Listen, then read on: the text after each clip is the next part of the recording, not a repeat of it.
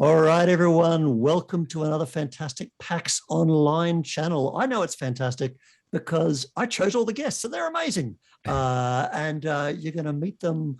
Hell, let's not wait. Let's meet them right now. Starting with me, my name is Mark Morrison. My pronouns are he and him. I'm part of Campaign Coins, so we make a lot of things for role-playing games, and also a long-time writer of Call of Cthulhu for Chaosium. All right, who else have we got here? I'm Alex. Yes, I'm Alex, pronouns she, her. I'm a player, a GM, a streamer, and occasional writer of the tabletop games. All right. And I think it's me next. Is Yes. that right?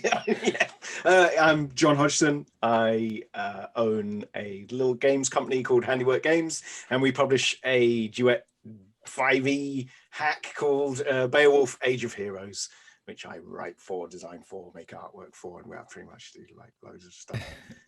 And lovely to be here. Thank you, Mark. And I'm Jonathan Ball, he, him. When I'm not a public educator, then I'm one half of D&D Duet, where I write and design adventures and advice for one-on-one 5e. And hi, I'm Beth Ball, the other half of D&D Duet. I'm a fantasy author and game designer.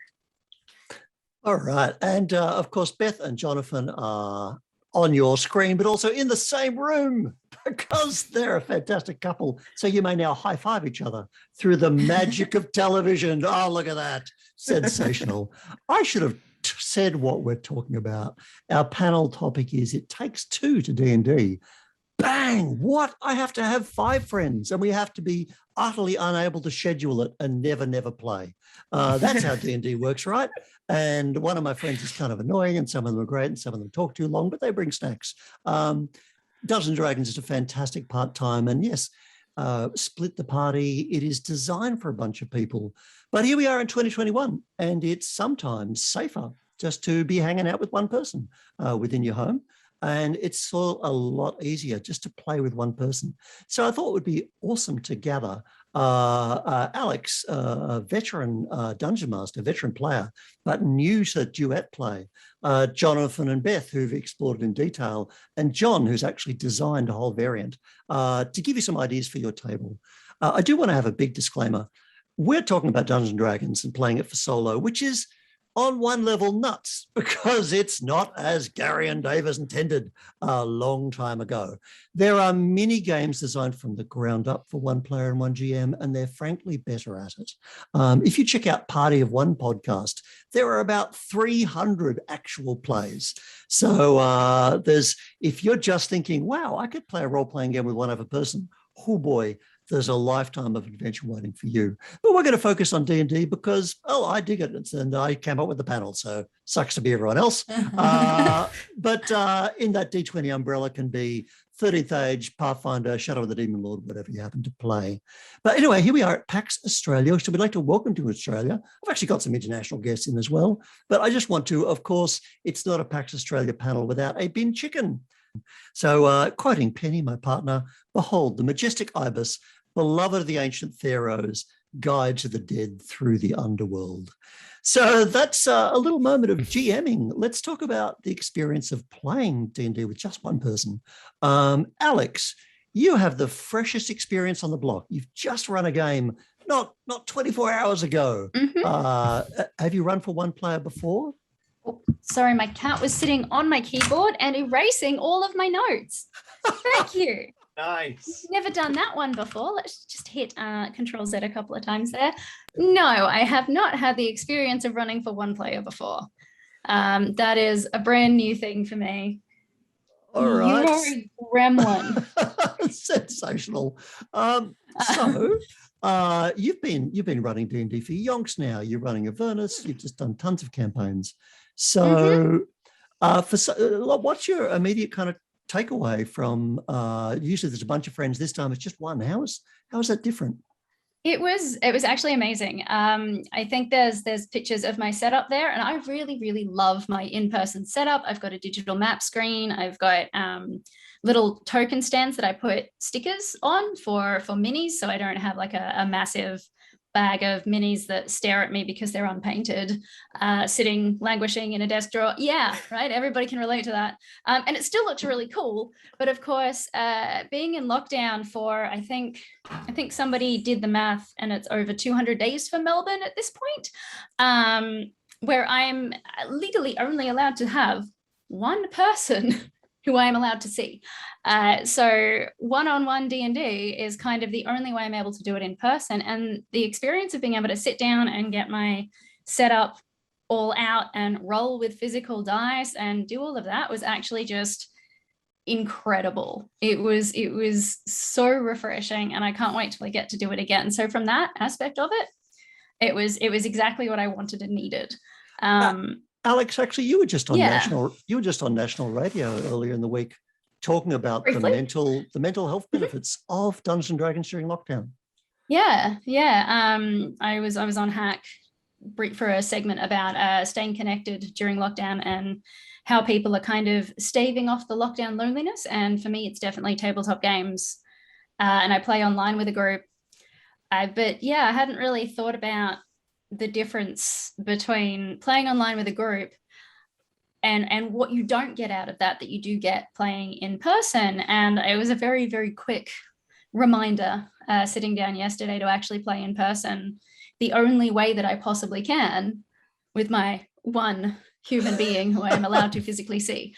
So yeah, it was really nice. And a couple of hours went by just really, really quickly, which I think is partly the enjoyment of it, because I found the same in our one-on-one game. It just goes really quickly, but also because it's a very kind of fast back and forth experience that you don't really get with bigger groups.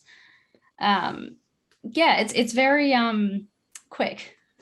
It's a lot swifter to do. I think as a GM, the main difference, I found it might be harder to use pre-written adventures because it's less likely that the hook or the key plot points are going to be relevant to just one character instead of your pool of 5 or 6. But it makes it very, very easy to tailor your adventure specifically to the character, because you're not splitting the difference. It's just one character's backstory that matters. So you can be very, very intimate and tailored about it, which I found really fun to write for and to homebrew for. And that's really key, and that's a great point, that it's that, like, there's only 2 of you in the story, so the story's going to be really deep. And that's really what I got from watching your stream, Jonathan and Beth, that you go so deep into character. I was honestly like actively worried for you sometimes. Are they ever going to come out? Like, I have never seen role playing to that kind of depth and intensity. So I think, why don't you spin us through the origin story of D&D Duet? Because I think you guys have been thinking deeper about this, certainly a lot longer than me. So Jonathan, I think you were the original Dungeon Master. So yeah, go for it. Yeah, so I got into D&D and I started playing with a group, and I just come home every weekend and just run Beth's ear into the ground talking about how much fun it was and pestering her to give it a shot. And we were both teachers at that time, and she had a student that had a typo in there, and referred to Dungeons and Dragons as Duchess and Dragons, and declared that she would totally do that. And so I was like, bet, all right.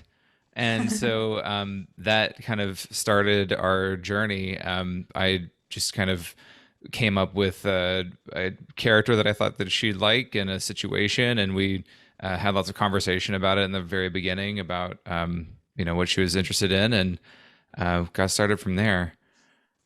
And Beth, were you like a fantasy reader? Now, I know you're an author now. Were you an author then to have that kind of interest in narrative?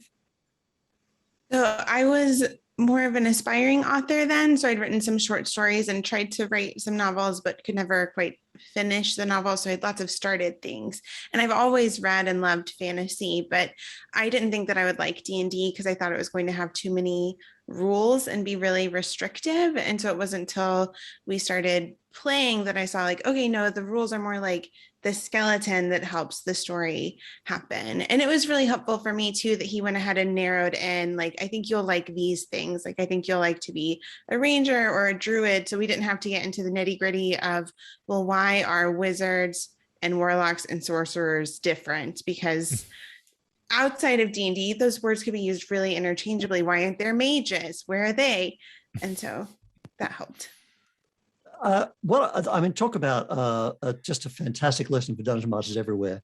Like really tailoring the experience exactly what somebody likes, and putting aside what kind of what you might have thought of as the game was, but just to say, right, okay, this player is going to dig this. That's fantastic. What I also love about that is that you've had this extraordinary experience, to me, Beth, of when we read fantasy novels, it's the hero, it's the heroine, they're doing their thing. And that to you is natural.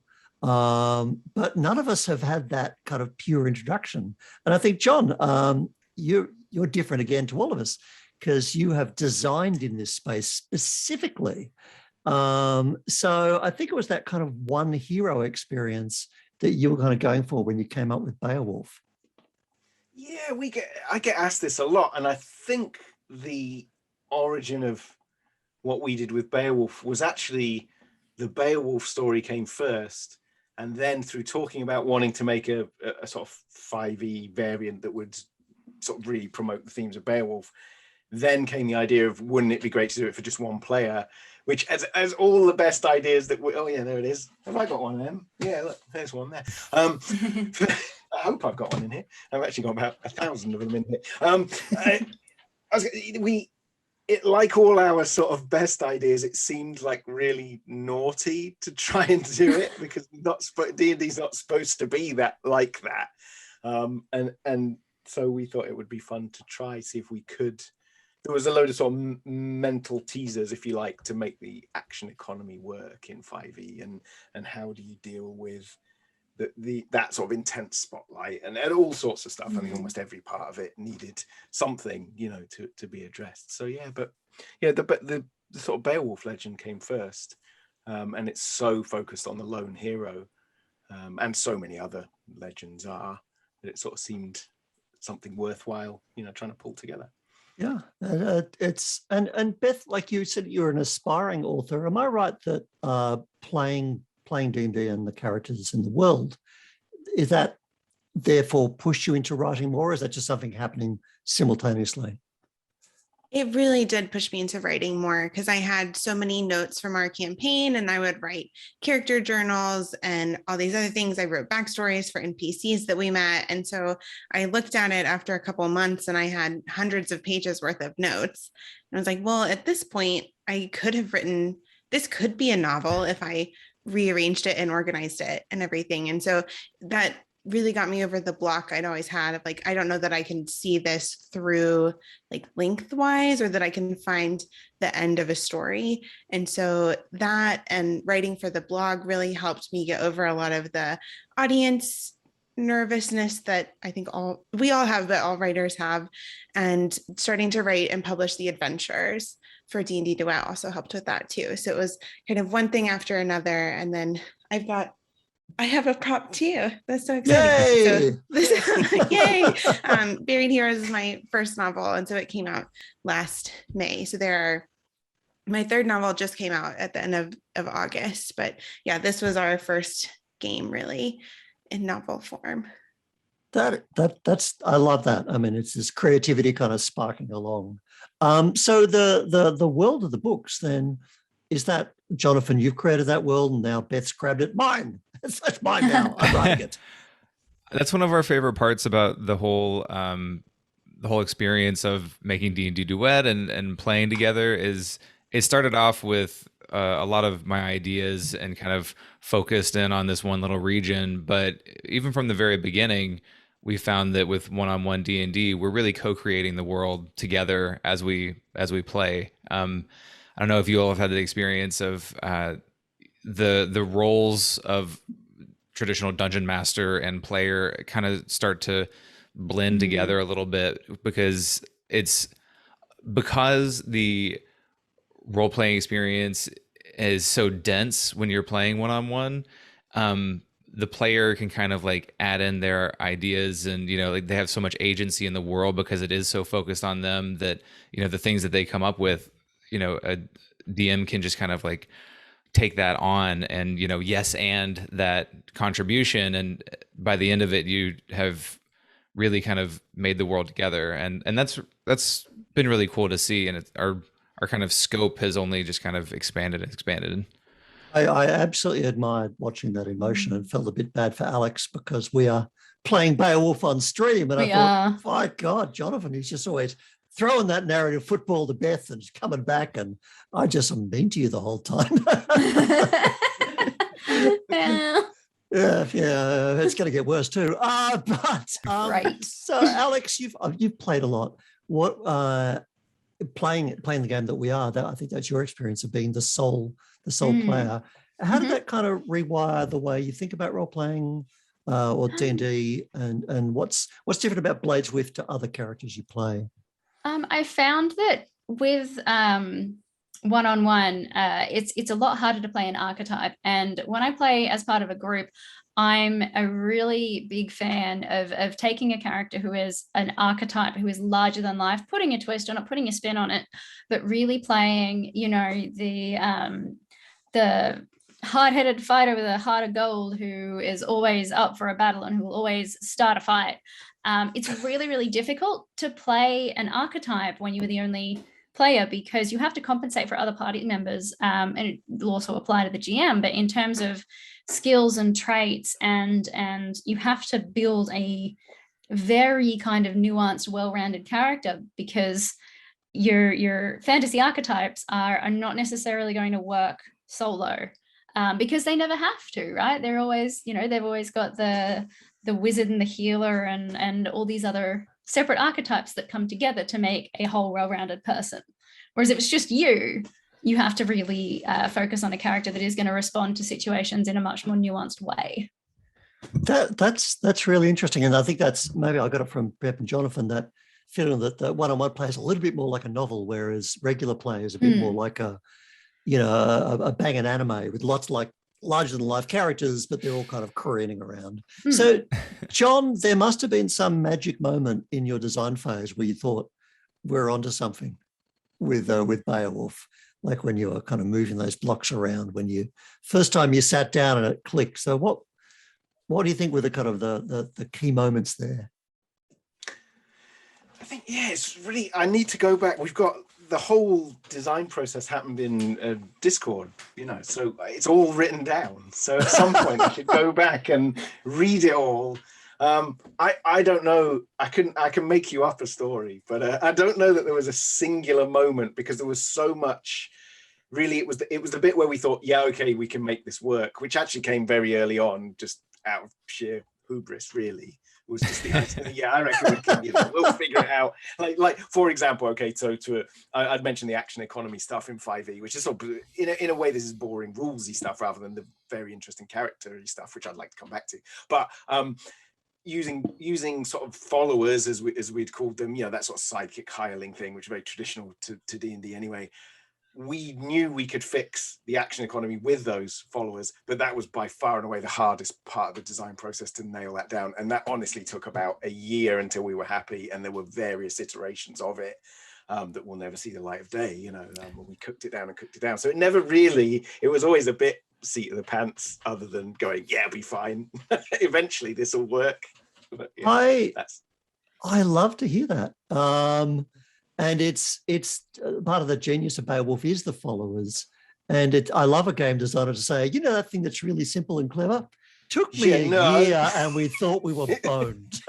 It's simple because it was such hard, it was a really long road to make it simple, because you could do that really in a really complicated way. I mean, the most complicated way would be to just have the player play 4 characters, and it's like, right, chop away this, chop away that, chop away, what is the final thing? I mean, a real key moment for that was the idea of that sort of Errol Flynn movie where in the back, if you watch the background, extras are just sort of tapping swords, and that is the thing but then the camera might, if something interesting is happening to a background character, suddenly they get a little more agency when they need it, and then when the camera goes away from them, they go back to sort of, I mean, that's like the sort of worst example really, but it's the simplest one. So yeah, I mean, I was gonna say I'm absolutely fascinated by what Alex was saying about the characters thing, and I'm sitting there listening because this is just sort of feedback for me, that I hoped it would work that way. I can barely watch you guys on stream because it's so close to home. When you were playing the Hermit Sanctuary and I wrote that, It was like, I can't watch this. I just can't watch it, But yeah, really interesting to hear what you're saying. And yeah, I think because you're not taking spotlight from anyone else ever, that's a double-edged sword, right? You've got some fill to do. You can't just slot in exactly. I'm not to repeat what you said, Alex, but yes, I totally agree. But it's also really, really great that you can really explore. You're not just waiting for your turn and having to push a character into that slot really fast so you establish who you are in a tiny little bit of time to be kind to everyone else. You don't have to be kind to anyone else. Especially not the GM. Yeah, exactly. Well, especially when it's Mark. Well, no mercy. I just don't shut up. That's my problem. And that's why I just love watching you, Beth and Jonathan, because am I right? You've both actually got like your main character within the story I was watching. It seemed like you both had there was an NPC who was practically a player character and a player character who I watched you again was an NPC. So is that kind of how, I know you run games for each other. Is that what you do? It's like, hey, it's my story, but I'm going to have my regular character here. So it depends a little bit on the game. And so we usually have, so like if it's the campaign that he's the GM for, then my PC will carry through and I'm usually the player, but occasionally we'll switch because we found that really helps with the GM PC to get to be more well-rounded and have more agency. And then as we get further into the campaign, I think that official switch becomes a little bit less necessary because we are both so in character at that moment. And so, yeah. Sorry, Jonathan. Go. Oh yeah, it was really interesting at the very beginning, trying to think about how we're going to make Dungeons and Dragons work for one-on-one. I had this idea of basically my now GMPC kind of blasting out of her like magical amulet when combat erupted, and then otherwise just kind of like running around Pokeball style, kind of like just in waiting. And it was when we realized that her character actually needs somebody to talk to and adventure with and like interact with and role play with, that everything changed from that moment. And we tried a lot of different iterations. At one point, John, like you'd mentioned, the most complicated way of having the player playing 4 and 5 characters. We did that. It was cumbersome, and we've kind of like over time through making mistakes and iterating on things that we've tried, narrowed it down into this kind of like more streamlined back and forth, like PC, GM, PC focus kind of back and forth. So it's been a process. What I really liked about watching you was the way the dialogue got really deep and really considered and really thoughtful, because you had the time and you knew the character so well. And that was such a different playing, let alone watching experience. So that was kind of groovy. Yeah. I really love that you say GMPC instead of NPC, because I found that really, really quickly within about the first 5 minutes of running just for one. All right, Alex will return. Player that, he needed somebody to. Oh, did I drop out? Everyone else that is not aware that every now and then the dark gods of the internet curse you. I was. Oh, did I drop out then? You just paused thoughtfully. Oh, okay. It's all right. Oh, I just paused thoughtfully. Okay, yeah. I was just saying that it's really interesting to call it a GM PC instead of an NPC, because I had somebody listed as an NPC and they were definitely evolved into more of a player character throughout the session, even though I was the GM, just because, you needed somebody to talk to. So yeah, that was I'd written in that that character was going to betray him. So I don't know. as you've been betrayed by your cat again. Again. I think we're about halfway through. All right.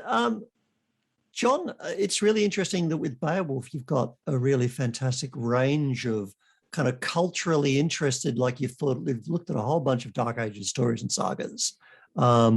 So even when playing Beowulf, these kind of choices of different characters are baked into the game. Mm-hmm. Yeah, I thought that was really important, really, because this is a whole other side topic, I suppose. But Beowulf comes with the baggage that it's often seen as quite a dry, scholarly, dare I say, boring poem that is beloved of sort of Oxford and Cambridge universities, and it's a sort of forced text onto people. But actually, it's just a great big adventure story, and we really wanted to bring that out. Much like Tolkien does in his translation. He argues that this is a big adventure, and I don't know, just that idea of bringing as many people along with that as you could without it being this sort of exclusionary. The Anglo-Saxon, increasingly we're using Anglo-Saxon in air quotes now because it's becoming a very outmoded term in historical usage, and we just didn't want it to be that. We didn't want it to be sort of white people D&D, dare I say. Well, you've got not what anybody was interested in creating, but that sometimes you wonder if people will look at it that way, as an exclusionary setting, which is not meant to be. You've got a fantastic Muslim hero there, your wandering poet. Yes, because there's an interesting development of that comes in two strands there. So he's one of our pre-generated characters, Ibn Uthman, and he's based on Ibn Fadlan, who is a real person who made a journal as they traveled up the Volga River from the Muslim areas of the world to trade with sort of Rus Vikings and so on, and he's the only ever eyewitness to like a Viking burial and stuff like that, and this is all real and true. So a lot of stuff we know about Vikings, for instance, comes from the Muslim world, which I think is just wow, that's amazing, and these things are concurrent, and so on. So that we had to get stuck into that. But his journal was used by Michael Crichton when he wrote Eaters of the Dead, the novel that then becomes The 13th Warrior, which he rolled Beowulf into. So it all goes round and round and round. We had to have an Ibn Fadlan type of character, But yeah, just opening up. And then the other strand, sorry, I'm so long-winded. The other strand is that we have... we've replaced alignment basically with faith, because the Beowulf poem, you cannot get away from the fact it's a Christian work. So we have the God of the book is in there. We use some terms to just try and remove it from modern day Christianity, because the early church is so different. And you have sort of the old faith, the sort of heathen religion. Well, the Muslim character is of the book, because of course, the Abrahamic faiths are all of the book, and you go, this is really neat, and that sort of stuff. Really, again, this is about being a bit naughty, I think, and that stuff really amuses me, because I know it'll upset some people who should be upset, I guess. And it's really that's what we're here it's for. not a bit cheeky, it's a bit naughty. So if I'm honest, that's a lot of our motivation is doing. Look, and I think it's right there in Beowulf that you donate part of the proceeds of the book to charities that fight racism, because there's some egregious bullshit said in the name of Anglo-Saxon. So saying, actually, it was just a world of people, a world of stories.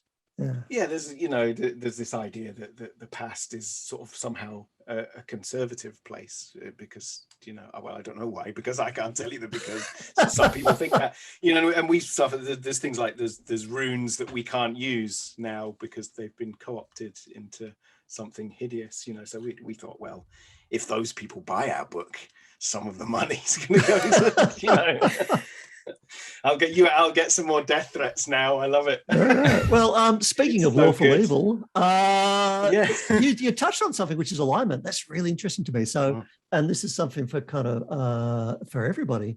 When we play 1-on-1 D&D, what do we keep and what do we chuck? So alignment. Beth and Jonathan, do you use alignment? Not so much, and not so much officially. I think if someone really wanted to, they could. We had, I I don't remember if it was a review or a comment, but somebody going through one of our adventures from DM's Guild and thought that it didn't work with their lawful evil character. I was like, well, surprise. I think it's good that the NPC and your lawful evil character didn't quite get along, but I might have changed that as the GM. It was interesting. I just hadn't really taken that into account before. I think one-on-one could work really well if you wanted to have a super sketchy campaign. I think it's more like we've been saying with the character depth, where you get to have a lot of that gray area. So one of my characters who inspired our Steinhardt campaign that we've been working on and writing is a lot grayer in terms of she's not like a murder hobo, but she's a lot closer to that than any of my other characters would be. Like, she'll make the tough decision. And in a party, I think in a larger group, that could be really problematic if your character's alignment is super different than everyone else's. And then you have this inner party conflict that maybe is interesting, but maybe is just not. That's really interesting. Like, if no one is going to tell you not to murder hobo because you're the sole hobo. Let's zero in on what's happening on your table, Jonathan and Beth. I think you've got a little bit of a vignette there from a very recent game. I believe there was a sad and regrettable event. Some bitter recriminations might happen. Let's pour salt in that wound. Tell us how you killed Beth, Jonathan. It was epic, as all of our. This is actually the conclusion of an arc we've been running at home for quite a while, months, I would say, right? We switched over when the pandemic started. Yeah, so we have this lich that's trying to destroy the kind of cosmic agreement that about what happens when people die. And so the party had to stop her from fulfilling her evil scheme. And there was a power word kill uttered. But fortunately, the GMPC, which Beth always runs during combat, I just role play and she runs them during combat so I can just run monsters and things, was able to intervene just in time and do a quick revivification and ultimately save the day. So that just sounds like D&D to me, like super epic, no holds barred. It's not like an intimate story about one person finding themselves. It's like punching liches in the face. I love that.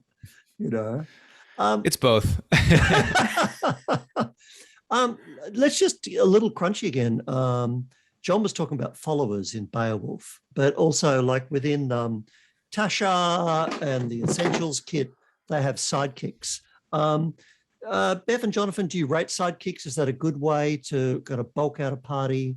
Is that something you'd advise people? Hey, I'm going to run D&D for one person and I don't want to kill them with 3 orcs and a bent spoon. Sidekicks worth the go? I think sidekicks are great, and that they give a lot of space to personalize a party. I would encourage people to specialize or personalize the sidekicks more. I think you can beef them up a little bit. I think the hesitation is often like, oh, I don't want to overshadow the PC. Well, the whole story is about the PC. They're going to be okay. You can beef up their assistant if you want, and then just let the player roll the handful of dice and destroy the monster. So like Jonathan was saying, the player running the sidekick in combat is what we found works the best. And then the GM can run them in RP. But yeah, I really like the sidekicks. The one thing I would say, as someone who started as a player, switching to reading the stat block was kind of weird for me at first. And I could see that being, if you start someone who's brand new to D&D and they have a character sheet and a stat block, I think that could be kind of confusing, because people who've been playing for a long time, GMs, you're used to reading the stat block. And I think that's something that you wouldn't think of necessarily right at first, but I think kind of helping the player navigate both of those things, because that weirded me out when I first started GMing. I'm like, well, where's all my stuff? Because the sidekick is like a monster, more or less, isn't it? It's the NPC character. Did you bulk out did you give your hero buddies there, Alex, when you ran the game?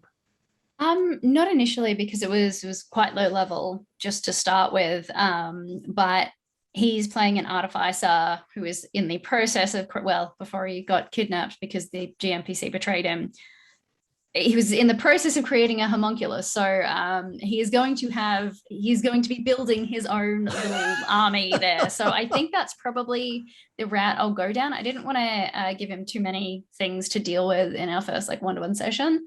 But I think down the track, it'll be he builds his own little robot man. Can I ask you, Alex, your GMPC betrayed your PC, and I've experienced both sides of that kind of unfortunate twist where like your GM is smiling at you in the face and still plotting your destruction with this PC that, you know, is ostensibly on your side. How did you navigate like having that kind of betrayal work out and not like a kind of like a, well, you just lied to me for an hour kind of way, right? I dropped a lot of hints. Like she did a lot of kind of shady stuff in ways that I knew he'd pick up on. And I could kind of see the pennies dropping throughout. So eventually when she literally knifed him in the back, he was like, yeah, that tracks. Yeah, thanks for inviting me over during lockdown to stab me in the back. That tracks. Get out of my house. No, it was fine. It was seeded through kind of right from the beginning that things were not potentially as they seemed. And then she did something super shady. She killed another NPC. She killed somebody that they were chasing to get information out of. And he was like, oh, probably shouldn't have done that, hey? So I think when it finally happened, it wasn't a shock. It was like a satisfying I was right moment. Which, yeah. But that's fantastic. So just getting back on the notion of sidekicks, Beth and Jon, of which you do use in GMPCs, it sounds like you surround the main hero with other characters to maintain D&D's mechanical balance so that there's a party of sorts. Is that always the case or sometimes the case? When there's a fight, there's more or less going to be the hero and 2, 3. Is there a kind of a magic number or it changes around? I think it changes around. What do you say? Yeah, we've gone more and more to having just one person with the PC, just because that becomes a lot easier to run. But I also think that it makes it easier on the GM side too, where you don't have to have both. You can like plan out your monsters a little bit easier. Whereas if you just have the one PC, I think that can be really challenging in terms of, you know, you can't use legendary actions, for instance. And I usually play druids in our streams. And so, you know, conjure animals is one of my favorite spells because then you can change the action economy really fast. Plus, then you have all these new animal friends that just popped out of the Feywild and now they're running around with you. And so I think things like that can be really helpful. But yeah, we've gone more and more to just the one PC and the GM PC. Of course, there's a Labrador on cue popping out of the Feywild right behind Jonathan across the room.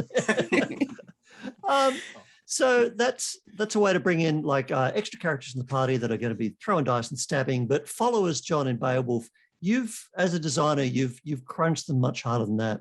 So how do they work in your game or your version of the world's most famous role-playing game? So the closest thing mechanically that followers and Beowulf works like, this is the worst sentence ever made, is spell. They're a little bit like spells, basically, in that they have a limited amount they can do, and when they do their thing, they often become spent, as we call it, where they've had their little minute in the spotlight, and that's them. So there's a little bit of tactics in how you deploy your followers. It's a little bit more complicated than that, obviously, but that's the main thing. But we reduce them down as far as possible. There's a nice little anecdote that when official D&D announced that they were doing sidekicks, we were right in the middle of development. We're like, no, because we thought this was quite we were on for something and D&D's going to beat us to it. And then when we saw they had a stat block, we were like, yes, because we were dead against our followers having any kind of stat block for exactly the reasons we talked about, that if you've got to go and look at it, it's too much for what we wanted to do, because we wanted you to be able to have 4 or 5, a war band of people with you who take to the stage for a little bit and then disappear into the background again. And if they all had a stat block, I'd just too much. Mechanically, with the engage action, that got really tense in our last fight, Alex. It did. It really did. Yeah, I thought we were gonna lose some of them, and they're supposed to. I mean, reading Beowulf, the followers just die. They're in it for a scene, and then they're dead. So I was like, I'm ready to be at peace with my followers. Getting turned into jam here, but it's still very emotional. Yeah, it's so good to see that, because that was something that we sort of took a gamble on, that people would, when you're designing something, you are to some degree designing for yourself, or you can't quite separate your own preferences from the way things would be played. And we're really into all the follower journaling and developing your followers as a big part of the game and getting attached to them. And early on in playtest, when we put out the Hermit Sanctuary, I had an email from a guy. He was playing it, and his player was just throwing their followers away, just burning them, they didn't care. And we were like, oh yeah, well, and I could see Alex's reaction there. We were like, oh no, have we got this totally wrong? Because we thought, we built in certain things that we hoped would bond people with their followers, and they're meant sometimes to die, because that's part of the genre, if you like, but it's meant to be sad. Not just, all right, where can I get some more followers? Shit, man. It was a worry. It was a worry that, like, oh, have we got this totally wrong? But it's only been that one time that someone's gone, totally. But just the way the mechanic works is that your followers just, and I think we've got a scene here of like Bladesworth throwing down on a boat against Danes, because for whatever reason, Danes are the bad people in my campaign. I don't know why. Hate Danes. They're lovely people. I'm just a Dane hater. But when you have a fight, of course, there's 6 people running at your hero, so the followers just soak them up and just engage them, and they can keep them busy for 2 turns, tapping swords, Errol Flynn style, and then they start making death saves. And it's not like, oh, you get to do it 3 times. It's like, no, if you don't roll a 10, like that's dead. And when you're making, I don't get to re-roll this death saves, it's super tense, so really quick. Yeah, because you could, if you're a really good hero, you sort of rotate your followers in and out, and you pull them back and you put new followers in, and you realize you're going to need a bigger war band of people so you can do that to stop them. But then they cost you money but you've got to keep giving them gifts and so on. And yeah, there's quite a management role there if you want it, it's all there. Alex, how long, when you ran your one-on-one game, how long did you play for? How long did that session go for?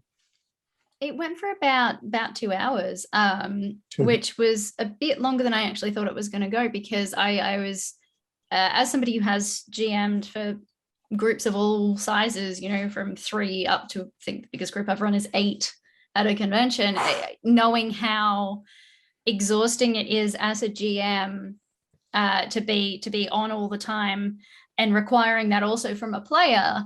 I thought the session would end up having to be really short, and I think they do have to be shorter, just because you do have to be so on so permanently. But yeah, it ended up going for about 2 hours, which I thought was I confess I fished for that, but I was kind of interested. And Beth and Jonathan, do you have a nominal length of session? When we're playing together just at home, not on stream, we'll play for several hours, so 2 to 4, I think, usually, sometimes longer. Standard length, yeah. Mm-hmm.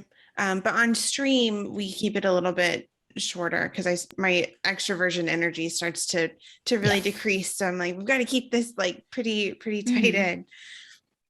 Oh, I'm absolutely maggoted after we play. Yeah, but the other thing with streams as well is that, because everybody involved in the game, all 2 of you, have to be on and engaged the whole time. There's no, posting memes in Discord. There's no engaging with chat. If you're on stream, neither of you really have much opportunity to jump into chat and engage, which is a huge part of streaming. So for a long session, it's not as feasible on stream, I don't think, because that's a key component that it's just very, very challenging to do when you're streaming a game. Yeah, it is a little intense, like when you're telling this in this story space together. I could talk about this for hours, which is weird, because we just talk about how the game should be short. But there's more fantastic PAX panels coming in down the tubes. So we're going to have to wrap this up around now. We could have talked for hours and we didn't. I'll just throw out a couple of questions. One is, what's the thing you wish we'd covered? Like, you've got a fantastic piece of wisdom we didn't impart. And the other is like encouraging people to have a go. So let's start with what's something we didn't kind of pick up on that you just kind of want to throw in as a kind of a random bonus add, little hint, advice, something. Depending on what you do in your session 0 as a GM, you might have to adapt some of those practices. I like to ask about things people have heard and rumors and that sort of thing, and get other player characters to kind of put input in. If you've only got one, they have to kind of do that themselves. So those sort of session 0 practices may need a little bit of adjustments, especially if you're using safety tools like lines and veils and those things where group anonymity is partly underpinning the what's okay and what's not in the session. There's no anonymity. You know who said that this isn't okay. So those sort of session 0 practices might need a little bit of adjustment, and it's always worth thinking about those. That's absolutely outstanding. All right, Jon, what didn't we cover? I was really relieved that I actually had managed to have an idea. Well, I was talking there. So I think there's something really interesting about the flow of information from the GM to the player when there's only 2 of you, and how you get that flow of information going so you're not just telling the player stuff really directly.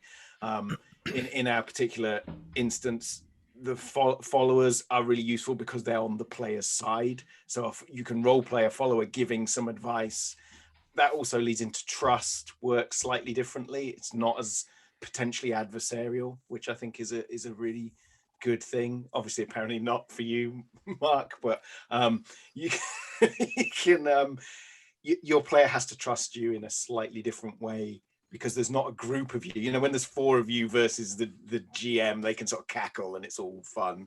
It's not when you're a single player and you don't know, you've only got the GM to tell you what's going on.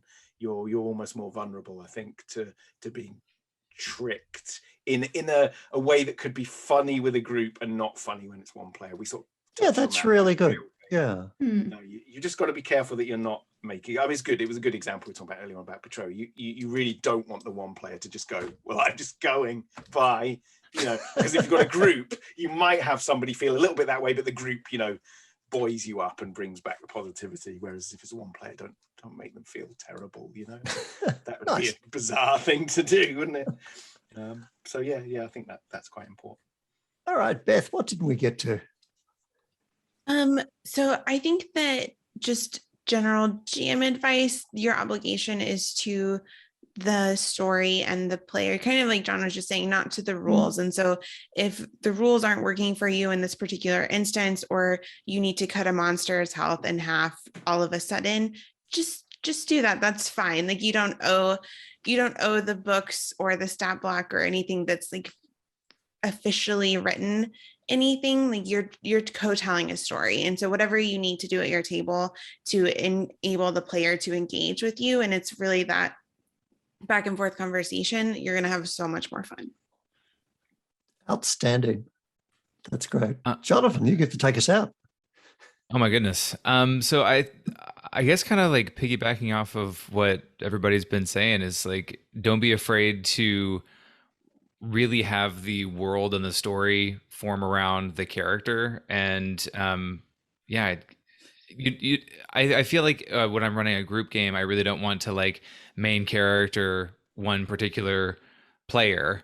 But you know, without those concerns, you know, like Beth was just saying, like, your obligation is to that character's story and what you all can do together with it. And we always err on the side of like, what's cool, what's fun, what's gonna be a good time. And I think one other thing too, one of the things that we figured out early on was that because one-on-one D&D is so kind of like dense and it's kind of so demanding for both of you, don't be afraid to like say, okay, hey, I just need a tick, you know, like, let's take a walk, let's have a sandwich, let's, you know, just, you know, hit pause here for a second. And that happens all the time, where I think things are going to go one way and I've got like something kind of prepped, and then Beth's character just hits me with something that I'm just like, whoa, that's so much cooler than what I was going to do. But to kind of like make it as cool as it could be, we need to pause here. Let me get my bearings. Let me find a stat blocker, figure out a scenario, and then we'll reconvene. So don't be afraid to take a break. This has just been a wonderful kind of conclusion. And I know you guys were much, just like we could do this for hours. And it's about sharing, it's about care, it's about generosity, and this, like really wanting to have this kind of great story you're making together. So thank you all. And also we'd like to thank the invisible hand of Jackson, who's been behind the scenes and occasionally whispering in our ears. So he makes everything look good. So thank you, Jackson.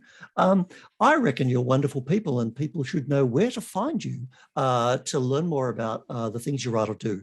So Alex, where can you be found? I can be found at various places across the internet, usually at the LXCAT.